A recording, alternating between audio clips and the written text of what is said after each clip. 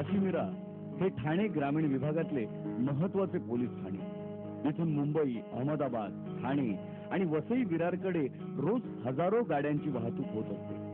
वरिष्ठ पोलीस निरीक्षक बाजीराव भोसले यांच्या मार्गदर्शनाखाली येथील कर्मचारी कायदा व सुव्यवस्था राखण्याचं काम सतत करत असतात। काशीमीरा पोलीस ठाण्यात 12 ऑगस्ट 2004 रोजी घडलेली ही घटना।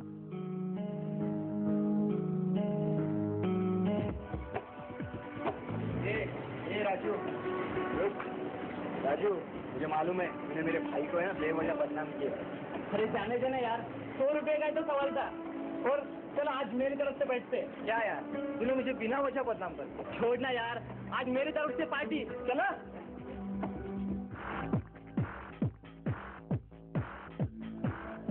कंपनीतून बाहेर आलेले राजू, बाळकेश आणि दिनेश श्रमपरिहार करण्यासाठी एका मद्यालयात शिरतात।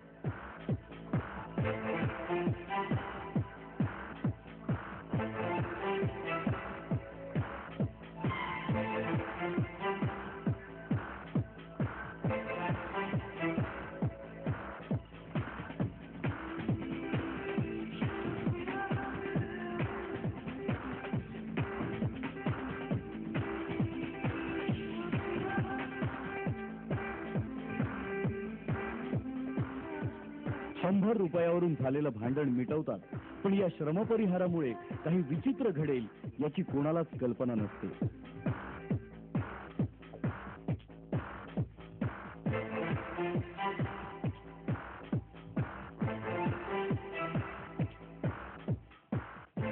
दिनेश कुमार रैदास यांनी आमच्याकडे 12 ऑगस्टला तक्रार केली की त्यांचा भाऊ बाळकेश हा 4 ऑगस्ट पासून कुठेतरी निघून गेलेला आहे, मिळून येत नाही। 4 ऑगस्ट रोजी काशीमीरातून नाहीसा झालेला दिनेशचा भाऊ बाळकेश त्या दिवसानंतर कोणालाच दिसला नव्हता। दिनेश व त्याच्या मित्रांनी बाळकेशला शोधण्याचा खूप प्रयत्न केला। 8 दिवस उलटून गेले तरी बाळकेश काही सापडला नाही।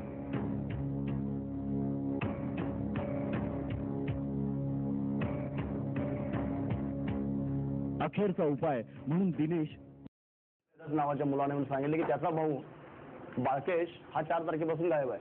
त्याच्यासोबत आणखी 4-5 जण आले होते की ते एका कंपनीत काम करत होते।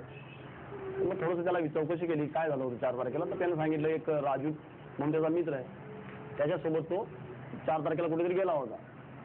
तर त्याची आम्ही मिसिंगची कंप्लेंट दाखल करून घेतली। राजू और बालकिशन ये दोनों अपना घूमने को निकले साथ में। उसके बाद फिर ये 2 दिन हो गया तो हम लोग इधर कंप्लेंट दिए कि ऐसा ऐसा है और मिला नहीं और ये गुम हो गया है। उसके बाद फिर वो राजू के ऊपर शक था ही, बीच में 100 रुपये के लिए भी झगड़ा हुआ था वो लोग का। उसके ऊपर उसका भाई ने भी बोला कि फिर इसके ऊपर शक है। तो बोला ठीक है। फिर बाद में इधर साहब को कंप्लेंट किया गया, फिर साहब ने अपना छानबीन किया।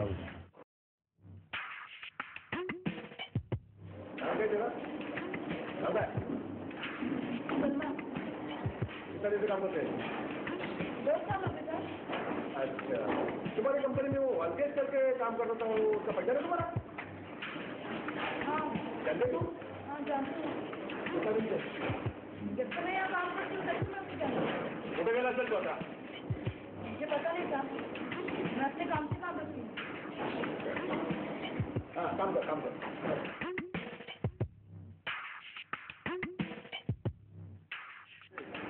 राजू म्हणून कोणी काम करत होता? ए राजू, तो राजू का? हाँ साहब। बाळकेश तुझा मित्र, त्याच्याबद्दल काय तू माहिती सांगू शकतो? वो साहब दोस्त है मेरा। वैसे तो कंपनी में सभी मेरे दोस्त है, और उसके साथ कामकाज के बारे में बातचीत हुआ करती थी। आता तो कुठे असू काय सांगू शकतो? अब ये मैं कैसे बता सकता हूँ, और उसी दिन से मैं उसे ढूंढ रहा हूँ साहब। बस काय आठवण सांग। अफसोस साहब, ये तो मेरा फर्ज है साहब। ठीक आहे, जा काम कर। बाळकेश कुठे गेला हे शोधून काढण्यात बाजीराव भोसले व त्यांच्या पथकाला यश मिळालं। राजू, सलमा, कामगार व सुपरवायझर या सर्वांवर पोलिसांची करडी नजर होती। शेवटी पोलिसांचा संशय बळकट झाला आणि राजू पोलिसांच्या कचाट्यात सापडला. आपने मुझे बुलाया?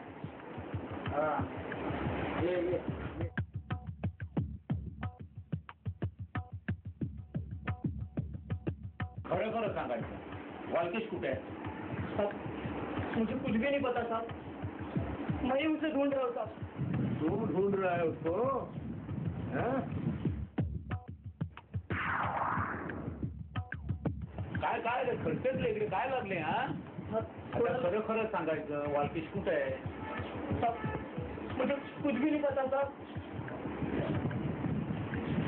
अरे वालकेश गायब झाला त्या दिवशी शेवटपर्यंत 9 वाजेपर्यंत तूच होतास ना त्याच्या बरोबर? हम 4-5 जन साथ में थे. उसके बाद हम घर चले गए साहब. घर चले गए. आणि सलमाचं काय? उसका क्या साहब? उसका क्या? अरे सलमा तुझ्याबरोबर बोलत नव्हती, ती वालकेश बरोबर बोलायची म्हणून तू इथे चिडला होता. खरं की नाही? नहीं साहब, नहीं. नाही साहेब काय आमच्याकडे पुरावे आहेत सगळे. ए असं ऐकणार ना घ्या घ्या चल आतमध्ये. राजूचं जे बिहेव होतं जरा डाऊटफुल होतं. म्हणून मी काही स्टाफला सांगितलं की राजूला ताब्यात घ्या. मग राजूकडे चौकशी केली तर थोडीशी आमच्या पोलीस पद्धतीने चौकशी केली. राजूने सांगितलं की मी त्याचा एका तिथेच काम करणाऱ्या एका महिलेच्याशी काही संबंध असावे त्याच्या संशयावरून त्याचा मी मर्डर केलेला आहे.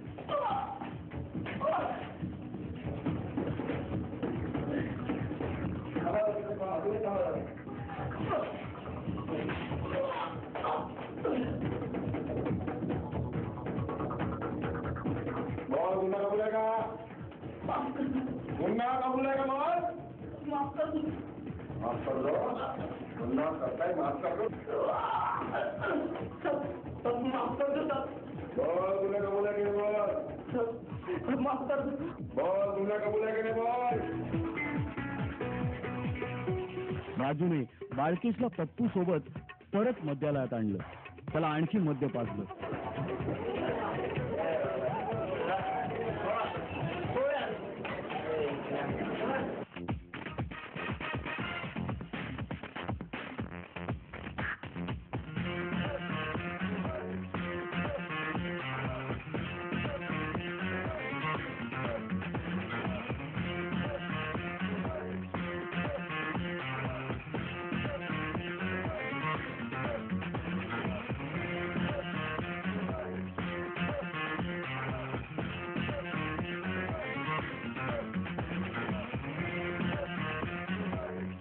तो शुद्धीत राहू नये याची पूर्ण व्यवस्था केली. मग त्याला बाहेर आणलं.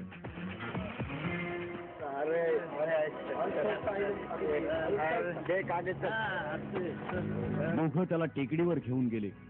तिथे परत मद्यपान केलं. अरे कितना अरे बस हो गया बर्थडे.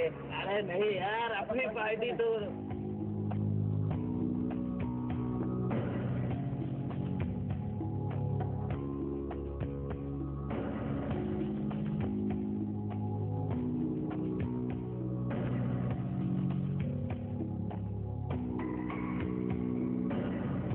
अति मद्यपानामुळे बेशुद्ध झालेल्या बाळकेशवर राजू आणि पप्पूने हल्ला चढवला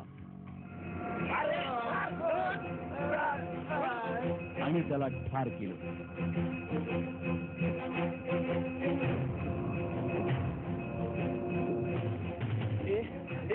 चल चल काम हो गया इसका. चल भाग भाग चल भाग भाग.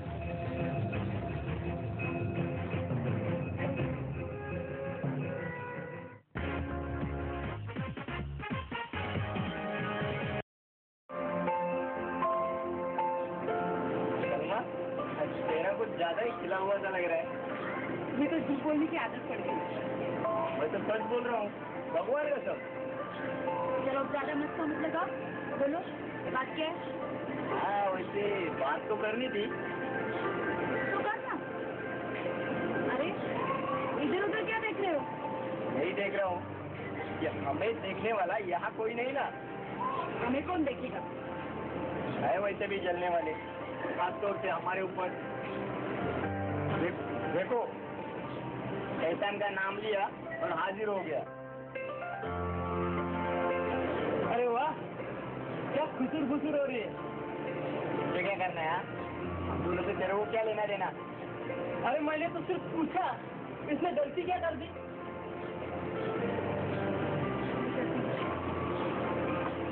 रे सलमा सुन जरा।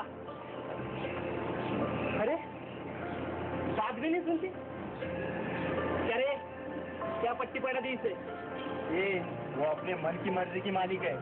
मैं कौन होता हूँ उसे पट्टी पढ़ाने वाला? सर मुझे भी टाइम नहीं है, बहुत काम है। रे भाई क्या सुन जरा। सलमा सुन जरा। अरे मुझसे बात क्यों नहीं करती? अरे बालकेश से दोस्ती क्या होगी? तू मुझे भूल गई? देखो मेरा रास्ता मत रोको, मुझे जाने दो, मुझे तुमसे बात नहीं करनी। अरे क्यों नहीं करनी है? क्या खराबी है मुझ में? अरे बोलना क्या चाहिए तुझे? पिक्चर आना या कुछ चाहिए? साड़ी दिला दूं? देखो मुझसे आइंदा मिलने की कोशिश मत करना और मेरा रास्ता समझे।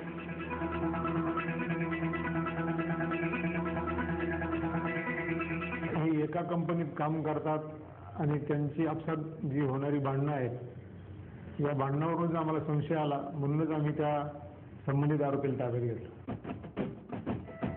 बालकेश एक बात सुन जरा। ये मुझे काम है, जाने दे, मुझे टाइम नहीं है। अबे एक बात सुन जरा। अबे ज्यादा नाटक मत कर। ये नाटक क्या रे?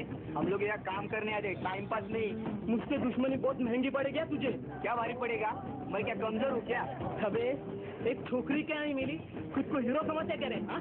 अबे उसको बीच में मत ला, क्या समझा ना? अबे साले अबे काय झालं त्याला? नाव त्याला? वरिष्ठ पोलीस निरीक्षक बाजीराव भोसले यांच्या मार्गदर्शनाखाली त्यांच्या पथकाने आरोपीला शोधून काढलं.